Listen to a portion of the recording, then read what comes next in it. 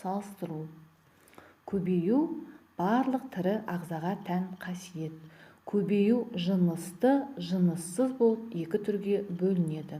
Жынысты көбеюге партеногенез, жыныссыз көбею митоз немесе бөліну, бүршіктену және бөлшектену мысал болады.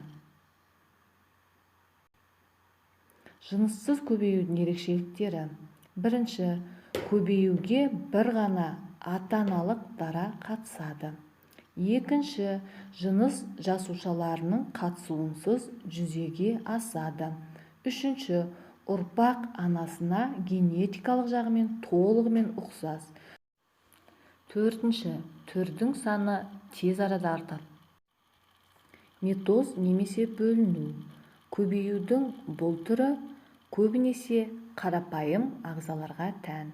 Екі бірдей жаңа кіші жасуша түзілетін бөлінудің түрі. Мысалға, кірпікшелі кебісше мен амеба. Бүршіктену арқылы көбею.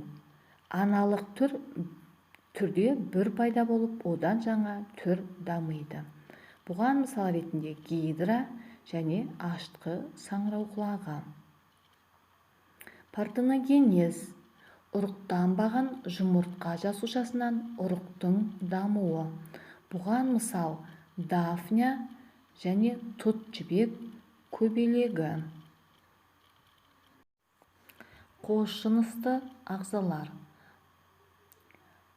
Бұл ағзаларға өздігінен ұрықтану түрі тән.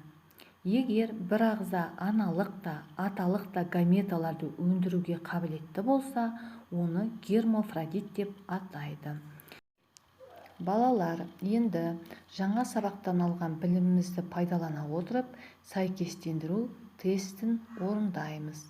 Бұл жерде ағзалардың түрлерін көбею түрімен сәйкестендіруіміз керек. Үйден 46-шы параграфты оқып, кестені аяқтаймыз. Назарларыңызға рахмет.